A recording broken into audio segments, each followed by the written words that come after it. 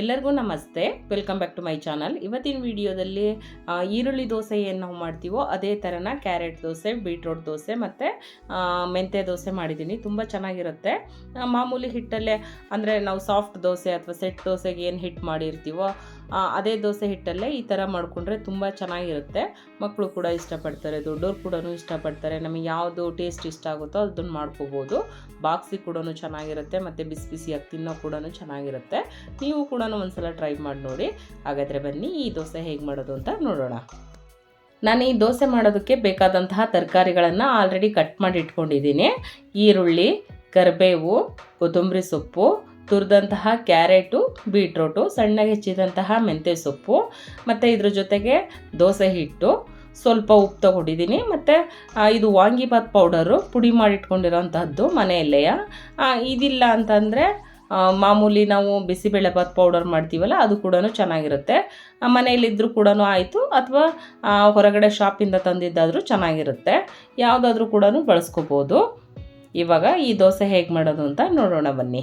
ಮೊದಲಿಗೆ ನಾನು ಕ್ಯಾರೆಟ್ ದೋಸೆ ಮಾಡ್ತಾಯಿದ್ದೀನಿ. ಕ್ಯಾರೆಟ್ ದೋಸೆ ಮಾಡೋದಕ್ಕೆ ತುರಿದಂತಹ 1 ಬಟ್ಲಷ್ಟು ಕ್ಯಾರೆಟು, 1-2 ಟೇಬಲ್ ಸ್ಪೂನಷ್ಟು ಸಣ್ಣಗೆ ಹೆಚ್ಚಿದಂತಹ ಈರುಳ್ಳಿ, 1 ಕಡ್ಡಿಯಷ್ಟು ಕರಿಬೇವನ್ನ ಸಣ್ಣದಾಗಿ ಹೆಚ್ಚಿರೋವಂಥದ್ದು, ಮತ್ತು 1-2ರಿಂದ 3 ಟೇಬಲ್ ಸ್ಪೂನ್ ಆಗೋಷ್ಟು ಕೊತ್ತಂಬರಿ ಸೊಪ್ಪು, ಸ್ವಲ್ಪನೇ ಉಪ್ಪು. ನಾವು ಆಲ್ರೆಡಿ ದೋಸೆ ಹಿಟ್ಟಿಗೆ ಹಾಕಿದ್ದೀವಿ, ಮೇಲೆ ಸಪ್ಪೆ ಆಗುತ್ತೆ ಅಂತ ಒಂಚೂರು ಟೇಸ್ಟಿಗೋಸ್ಕರ ಸ್ವಲ್ಪನೇ ಉಪ್ಪು ಹಾಕಿ ಚೆನ್ನಾಗಿ ಒಂದ್ಸಲ ಮಿಕ್ಸ್ ಮಾಡಿಕೊಂಡು ಹಂಚನ್ನು ಒಂದು ಮೀಡಿಯಮ್ ಫ್ಲೇಮಲ್ಲಿ ಕಾಯಿಸ್ಕೊಂಡು ಆ ಹಿಟ್ಟನ್ನು ಈ ರೀತಿ ರೆಡಿ ಮಾಡಿಕೊಂಡು, ನಮಗೆ ದೋಸೆ ಯಾವ ಸೈಜ್ ಬೇಕೋ ಅಷ್ಟು ಹಿಟ್ಟು ಹಾಕಿ ಅದ್ರ ಮೇಲೆ ನಾವು ರೆಡಿ ಮಾಡಿಟ್ಕೊಂಡಂತಹ ತರಕಾರಿನೂ ಹಾಕಿ ಚೆನ್ನಾಗಿ ಒಂದು ಸಲನ ಕೈಯಲ್ಲೇ ಅಗಲ ಮಾಡ್ಕೋಬೇಕು.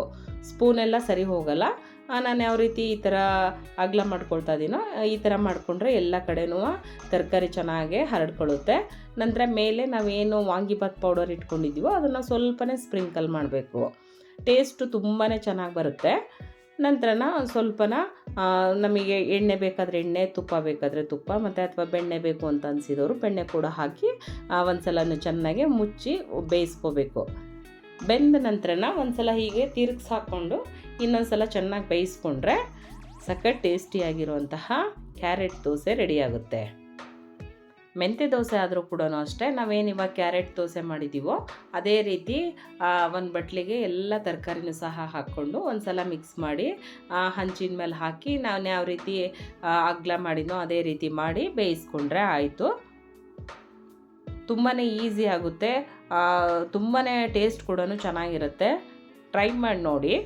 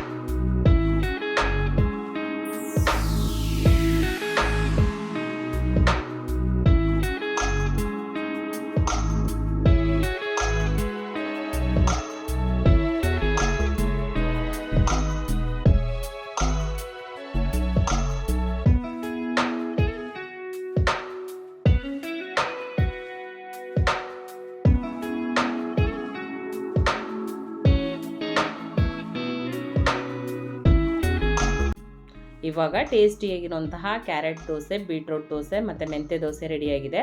ತುಂಬ ಚೆನ್ನಾಗಿರುತ್ತೆ. ಈ ದೋಸೆಗಳ ಜೊತೆ ಒಂದು ಕಾಯಿ ಚಟ್ನಿನೋ ಶೇಂಗಾ ಚಟ್ನಿನೋ ಇದ್ದರೆ ಸಾಕು. ಯಾವುದೇ ರೀತಿ ಪಲ್ಯ ಬೇಕು ಅಂತ ಅನಿಸಲ್ಲ. ತುಂಬಾ ಟೇಸ್ಟಿಯಾಗಿರುತ್ತೆ. ಮನೇಲಿ ಎಲ್ಲರೂ ಕೂಡ ಇಷ್ಟಪಟ್ಟು ತಿಂತಾರೆ. ಸಂಜೆ ಸ್ನ್ಯಾಕ್ಸ್ ಟೈಮಿಗೆ ಕೂಡ ತುಂಬ ಚೆನ್ನಾಗಿರುತ್ತೆ ಈ ದೋಸೆ. ಇದೇ ಕ್ರಮದಲ್ಲಿ ನಾವು ಮೂಲಂಗಿ, ನವಿಲುಕೋಸು ಮತ್ತು ಕ್ಯಾಬೇಜು ಇದರಲ್ಲಿ ಕೂಡ ಮಾಡ್ಕೋಬೋದು. ಸಬ್ಬಸಿಗೆ ಸೊಪ್ಪಲ್ಲಿ ಕೂಡ ಮಾಡ್ಕೋಬೋದು. ತುಂಬ ಚೆನ್ನಾಗಿರುತ್ತೆ. ಡಿಫ್ರೆಂಟ್ ಅಂತಲೂ ಅಂತ ಅನಿಸುತ್ತೆ, ಟೇಸ್ಟಲ್ಲಾಗಲಿ ಅಥವಾ ಮಾಡೋವಂಥ ರೀತಿಯಲ್ಲಾಗಲಿ. ಎಲ್ಲರೂ ಕೂಡ ಇಷ್ಟಪಟ್ಟು ತಿಂತಾರೆ. ನೀವು ಕೂಡ ಒಂದು ಸಲ ಟ್ರೈ ಮಾಡಿ ನೋಡಿ. ಈ ರೆಸಿಪಿ ನಿಮಗೆ ಇಷ್ಟ ಆಗಿದೆ ಅಂತ ನಾನು ಅಂದ್ಕೊಂಡಿದ್ದೀನಿ. ಈ ರೆಸಿಪಿ ನಿಮಗೆ ಇಷ್ಟ ಆಯಿತು ಅಂದರೆ ಒಂದು ಲೈಕ್ ಕೊಡಿ, ಶೇರ್ ಮಾಡಿ, ಕಮೆಂಟ್ ಹಾಕಿ. ನನ್ನ ಚಾನಲ್ಲಿಗೆ ತುಂಬ ಜನ ಸಬ್ಸ್ಕ್ರೈಬ್ ಆಗದೆ ನೋಡ್ತಾ ಇದ್ದೀರಾ. ಸಬ್ಸ್ಕ್ರೈಬ್ ಆಗಲಿಲ್ಲ ಅಂದರೆ ಎಲ್ಲರೂ ಸಬ್ಸ್ಕ್ರೈಬ್ ಆಗಿ ನೋಡಿ. Thank you. Bye. Thank you for watching.